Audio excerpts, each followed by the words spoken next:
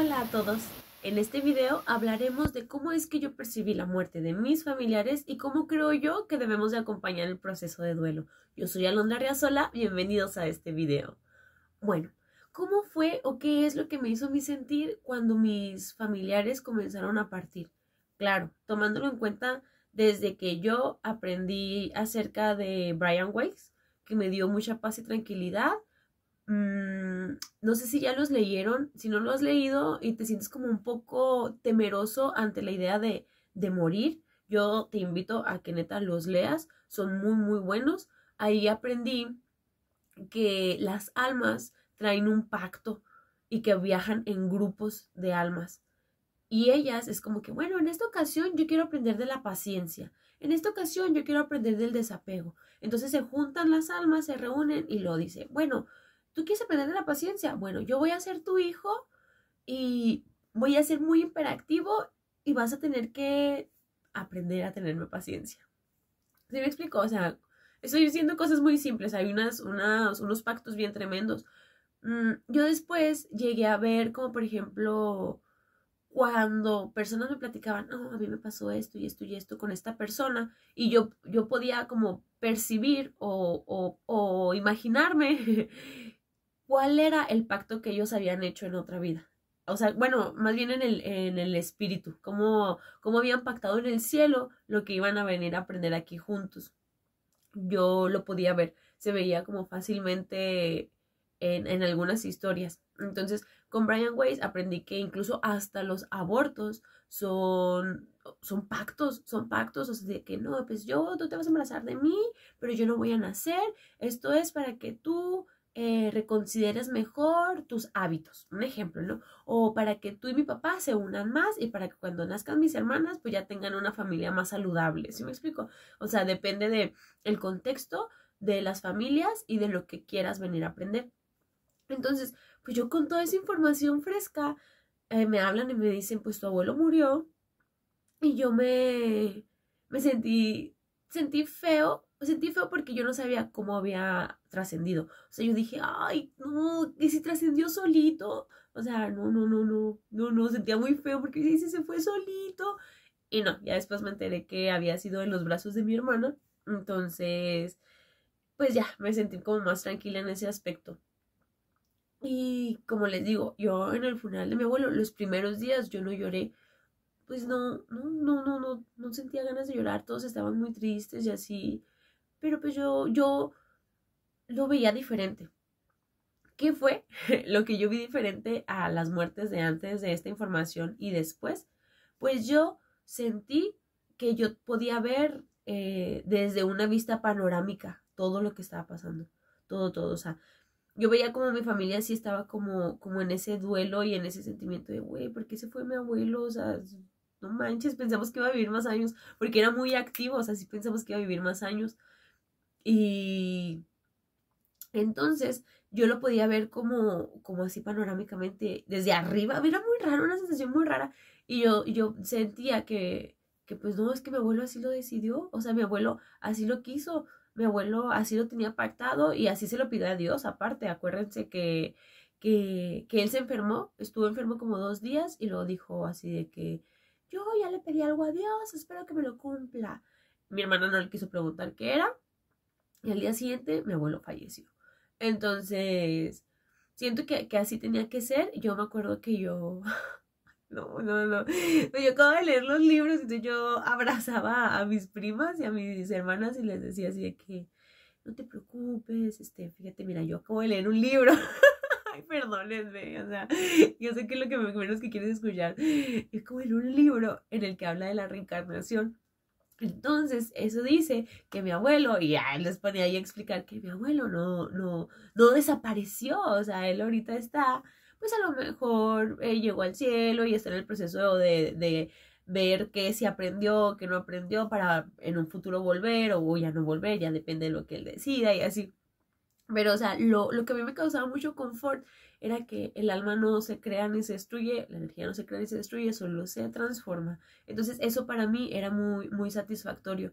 Y yo, les digo, podía verlo como desde una vista panorámica. Ya después a los días lloré, Recuerdo que la primera vez que lloré fue por música. Estábamos en el funeral y en eso entraron, mi hermana le llevó mariachi y empezaban a tocar, entonces eso me dio mucho sentimiento.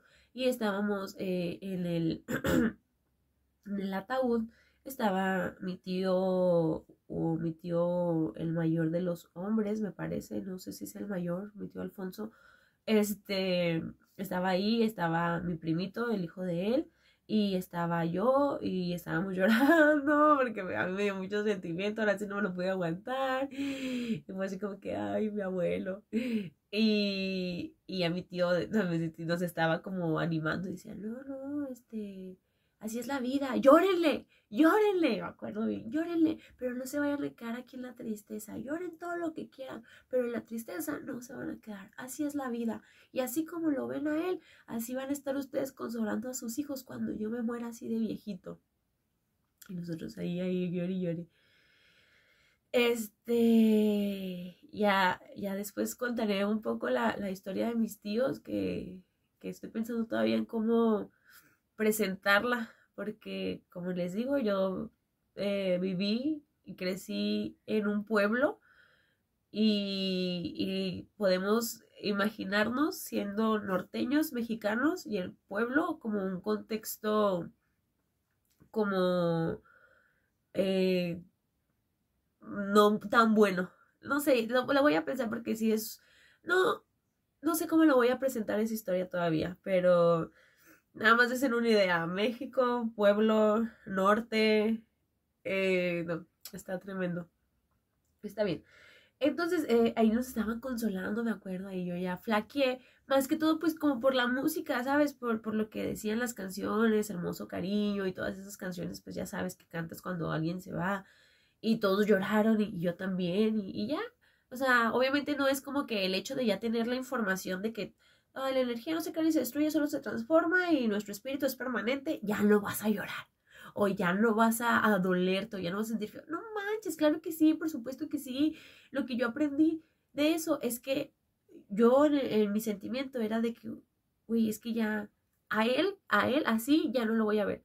O sea, a mis abuelas así como eran, ya no las voy a ver.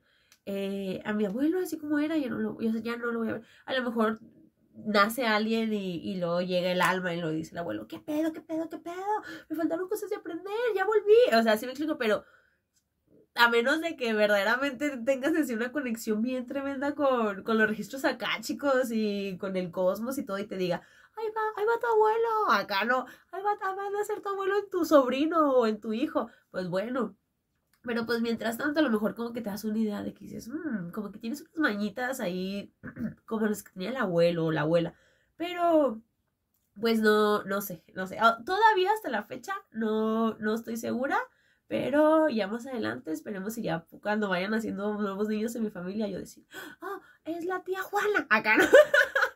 No sé si se pueda, ¿verdad? No sé si va a llegar a ese entendimiento acá, pero pues vamos viendo, vamos viendo.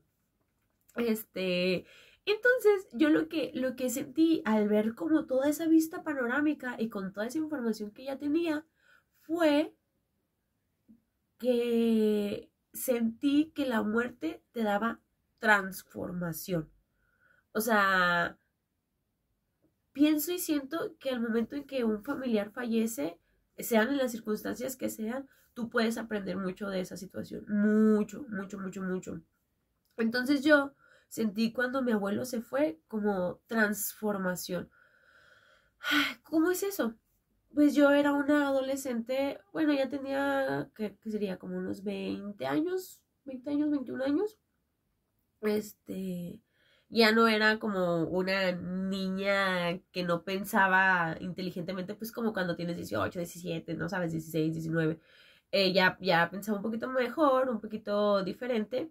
Entonces, cuando mi abuelo falleció, yo me cuestioné muchas cosas de la vida, o sea, me cuestioné qué era lo importante del estar vivo y que era como distractores de estar vivo. Y yo recuerdo bien que cuando eso pasó, yo dejé de viajar. Yo estaba estudiando en la universidad, estudié turismo y viajábamos y yo dejé de viajar. O sea, en verdad, porque siendo jóvenes viajeros, la verdad es que aunque vayas a un viaje académico, tú sabes que te gustaría más como conocer la fiesta o a las personas de ahí. Entonces no era tanto como que, oh, sí, fuimos al museo y del museo aprendí. Fuimos a las conferencias y las conferencias, mira, aquí traigo apuntes. Era muy divertido, me la pasé muy padre, claro que sí, pero luego me empecé a cuestionar y lo dije, yo quiero que las personas que amo, o que en este caso mis papás que me ayudaban, mis tías también que me ayudaban, que gasten dinero como en eso. Y dije, no, no, no, no. Y dije, aparte, yo quiero conocer los lugares así como desde una adolescente que no disfruta, no sé, los museos, la cultura, el monumento, el mercado. Yo sé que depende de cada quien, pero obviamente si íbamos a pues a la playa, pues preferíamos irnos a echar unas cervezas en la playa y ver el atardecer y ver el amanecer y así, o sea, sabes como a conocer a gente de ahí, platicar con ellos, no tanto como al viejito que está sentado en la banca, sino como a los jóvenes universitarios que nos topamos en las conferencias y ya sabes, ¿no? O sea, salíamos a cotorrearla chido, pues sí, claro, pues no manches. Y yo me empecé a cuestionar, yo dije, yo quiero eso, yo quiero que así sea, eso es importante, eso vale totalmente lo que yo quiero. Y yo, no, pues no, a mí me gustaría viajar y ya me puse a pensar cómo me gustaría viajar conociendo la cultura, conociendo los lugares, saludablemente, con personas así como muy afines a mí, o sea, que si eran mis compañeros y los quería mucho, me caían muy bien, estaba muy padre, sí, pero no sé cómo viajar a lo mejor con amigos, pero así si tienes 2 amigos, 3 amigos, pues con esos 2 o 3 amigos, ¿sí me explico? O sea, no con otras 28 personas y ponerme de malas en el viaje porque me ponía de malas por el cansancio, por el hambre, que ya ahorita no me pasa. Fue por lo mismo que fui como, así como tejiendo, puliendo mis ideas, mi cerebro, moldeándolo, crecí más, se me desarrollaron otras partes cerebrales, pero antes sí, pues eres como más susceptible a las emociones desbordadas.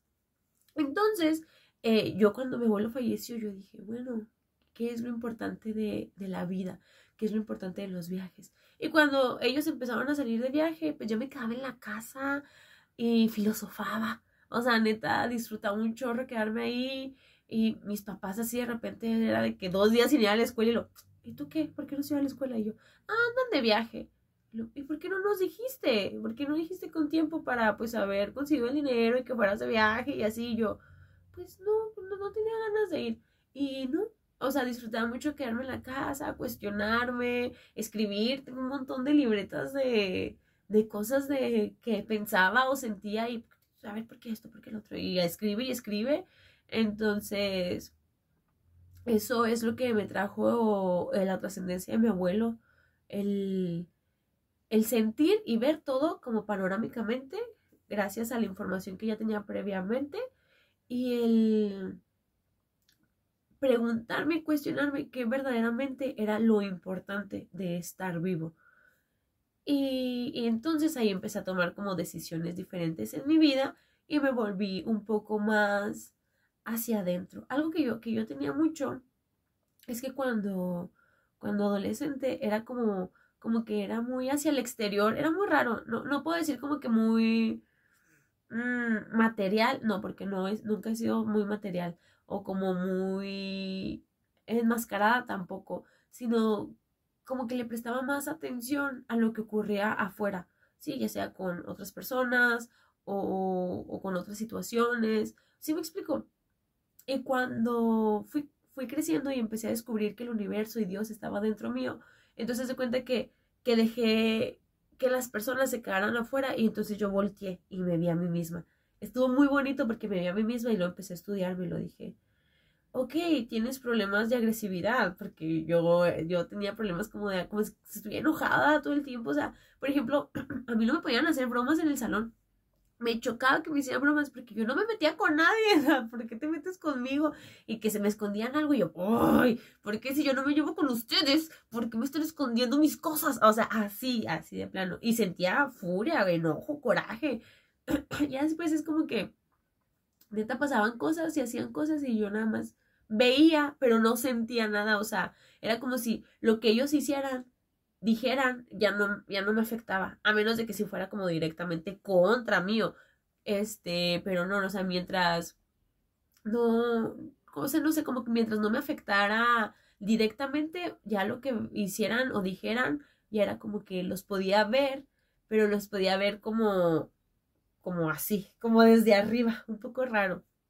Entonces, lo que yo empecé a hacer en todos mis años de universidad fue filosofar, así, no manches, tremendamente, aprender, investigar, leer, escribir.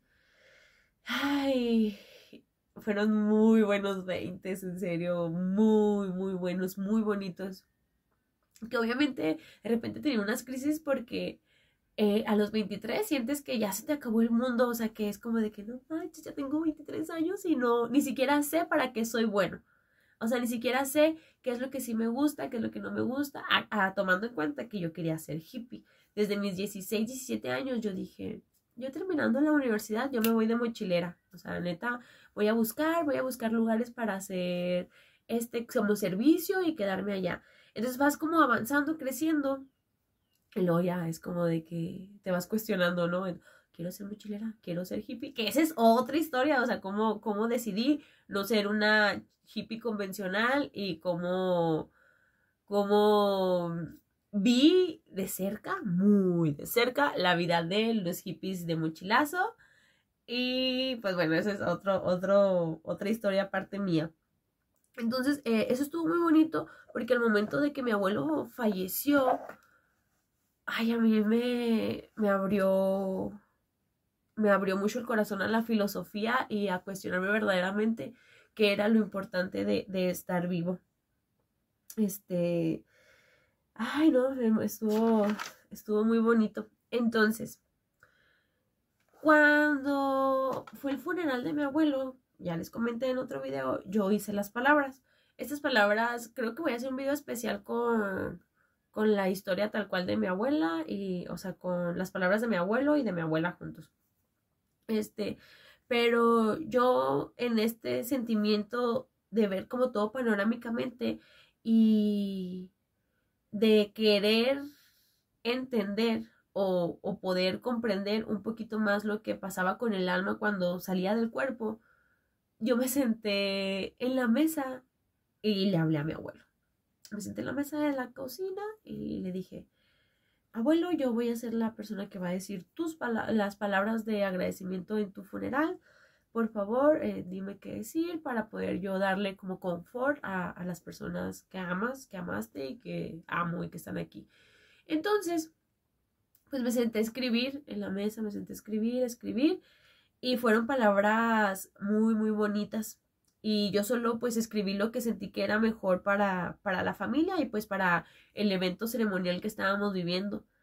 Que en sí, algo que me encantó mucho y que aprendí en todas estas cosas es que cada fallecimiento es como una ceremonia. O sea, la trascendencia de un ser amado es una ceremonia. Y, y créeme que yo creo que es la ceremonia de las más difíciles que vayamos a experimentar como seres humanos. Y créeme que es una oportunidad tremenda para crecer. Yo sé que a lo mejor te duele, que sufres y que dices, es que es mi mamá, es que es mi papá, es que es mi hijo, es mi abuela, es mi pareja. O sea, yo te lo juro, te lo juro, te lo juro que yo sé que sí, que yo sé que te duele y que sientes feo. Pero también otra cosa es que sé que aparte del dolor, hay otra emoción que viene por añadidura. ¿Cuál es esa otra emoción? O sea, sí, mi mamá se fue y me duele, pero con su partida yo siento que estoy aprendiendo a darle importancia a mis vínculos con mis hijos. No sé, ¿verdad? Es un ejemplo, o sea, neta, neta, o sea, y cada muerte es diferente y cada proceso que vives es diferente. Entonces, pues así las cosas. Lo que yo sentí que fue el discurso que di en el funeral de mi abuelo es que era un discurso de fortaleza, un discurso de amor y mucha esperanza hacia la familia. Yo siento que esto fue gracias te digo, al conocimiento previo que traía. O sea, te lo juro, Alondra de 15 años, a pesar de que le gusta siempre escribir y expresar sus sentimientos y emociones, siento que no hubiera podido hacerlo tan padre como esa Alondra de 21 años. Entonces, esos fueron los componentes del escrito que yo hice. Luego, pues les digo que a los 6 meses se fue mi abuela con mi abuelo en situaciones, pues un poco dolorosas para la familia porque nos dolió mucho verla así. Pero ahí te va otra, muy padre. Y es que yo lo que vi cuando me percaté de que mi abuela había dejado de tener oxígeno en el cerebro, la subieron en la ambulancia, mis primitos se despidieron de ella, llegó a Chihuahua y la entubaron y ya se estuvo entubada tantos días. Lo que yo vi es que mi abuela nos dio a nosotros estos 10, 12, 15 días, necesito preguntar bien cuántos días fueron, cuando mi abuela nos dio estos días en el hospital con ella entubada y cuidándolas porque nos turnábamos, todos estábamos rentando departamentos ahí por el IMSS de Chihuahua Capital y ahí nos quedábamos, lo bueno que eran vacaciones, justo así el día de vacaciones pasó y haz de cuenta que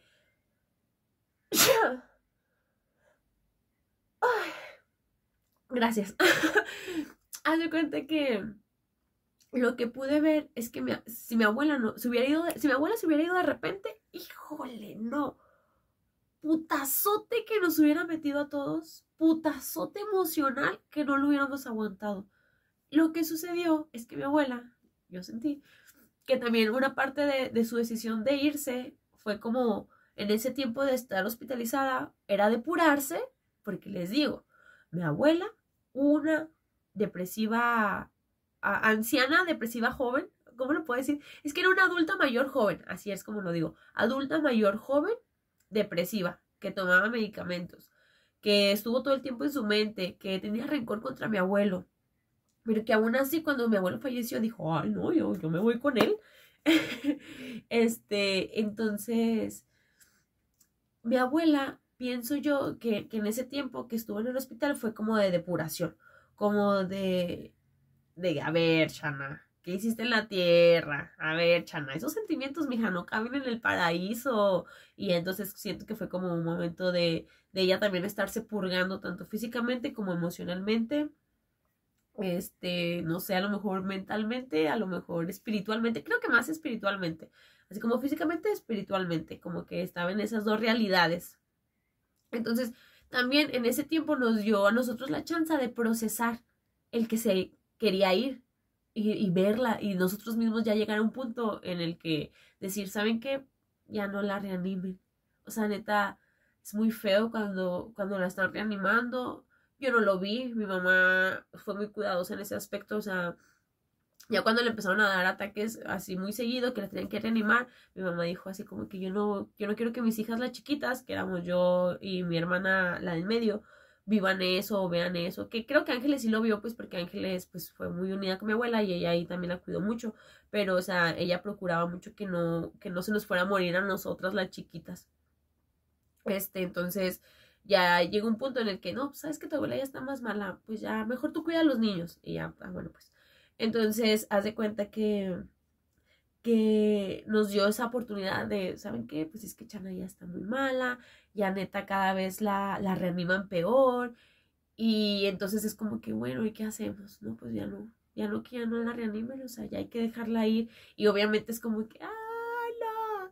Les dolía, pero pues se tomó en consideración y así fue. Mi abuela ya un día tuvo un paro cardíaco y ya no la reanimaron. Ahora, recuerdo bien que una vez nos quedamos mi hermana Ángeles y yo y ella me dijo, Alondra, yo en la mañana me desperté y volteé a ver a mi abuela, a mi mamá, porque era su mamá, como simbólicamente, y empecé a ver cómo le salía humo así del cuerpo, cómo le estaba saliendo humo y yo dije, sí, ya se va a morir. O sea, ya, ya está saliendo de su cuerpo, ya salió de su cuerpo, o sea, ya no está Chan ahí. Y ya sí se murió esa misma noche, me parece. Esa misma noche murió. Ahí te va otra. Cuando ella murió, eran como, creo que como las 2 de la mañana. Yo estaba acostada, estaba dormida, pero como de que de repente, en el mismo sueño, yo sentí que salí de mi cuerpo. ¡Fu! Salí de mi cuerpo y lo empecé a sentir una relajación tremenda y estuve entre obscuridad, pero sentí una relajación muy, muy grande y estaba flotando. Y yo cuando hice eso, yo dije, ya murió. Así en mi cabeza, en mi sueño, dije, ya murió. Y la sentí. Y en eso me llaman. Y me dicen, Alondra, a ratitito así. Tu abuela ya falleció. Ve por favor a cuidar a Bella para que venga tu tío y tu tía. Y esto y el otro. Y pues ya fui, llegué, entré al departamento de enseguida donde estaban mis tíos. Mi tío estaba llorando. Bella estaba llorando porque mi tío estaba llorando. Bella estaba chiquita, era una bebecita, tendría que como 2 años, a lo mejor sí mucho, a lo mejor menos. Y ella lloraba y yo le agarré la mano a Bella y ella me la agarraba a mí. Y ya, pues mis tíos se fueron al hospital a hacer el proceso para que les entregaran el cuerpo.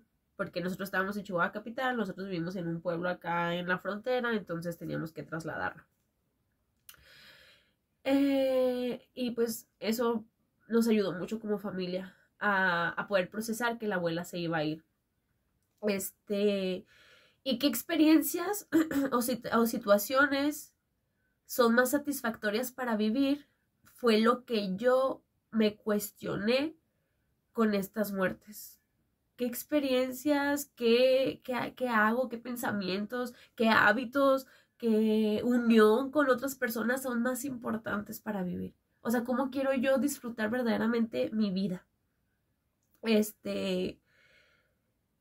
Yo te invito a que te cuestiones eso con la muerte de tu familiar. Te lo cuestiones y sobre todo te abras a eso. Yo sé que muchas personas sienten enojo, sienten miedo o angustia cuando un familiar trasciende. Es normal. Pero no dejes que esos sean tus sentimientos núcleo. No dejes, o sea, no dejes que eso sean tus sentimientos y que ahí se te queden y que ya no se te muevan. No. O sea, sí, siéntelos, yo no digo que no, siéntelos, siento enojo, siento angustia, siento miedo, ¿qué va a ser por el alma de mi papá, de mi mamá, de mi hermano? Pero, ok, a ver, ¿qué es lo que esta situación me está enseñando? ¿Qué es lo que vale mejor para vivir y experimentar la vida en la tierra? ¿Cómo puedo yo honrar que esta persona se haya marchado? O sea, y entonces ahí ya te empiezas a sentir un poquito más ligero. Ay, disculpa. Un poquito más ligero. Porque ya no son estos sentimientos negativos los que forman parte fundamental de tu duelo. Ok, ya le estás dando la oportunidad a otras emociones y a otras posibilidades de que entren a tu duelo. No es fácil, yo lo sé. En unas situaciones, dependiendo del contexto, es más fácil que en otras. Pero es algo que creo que tenemos que aprender a cultivar como seres humanos. La tristeza es normal y no te estoy diciendo que no la sientas, claro que sí, pero lo que te estoy diciendo es que por añadidura puede venir otra emoción. ¿Qué es esa otra emoción? A mí mis abuelos me enseñaron a la transformación, me enseñaron a verdaderamente decir qué es lo que importa de estar vivo. Y conforme vayan avanzando los videos, te voy a ir platicando de otros familiares y de otras cosas que pude haber aprendido de su trascendencia.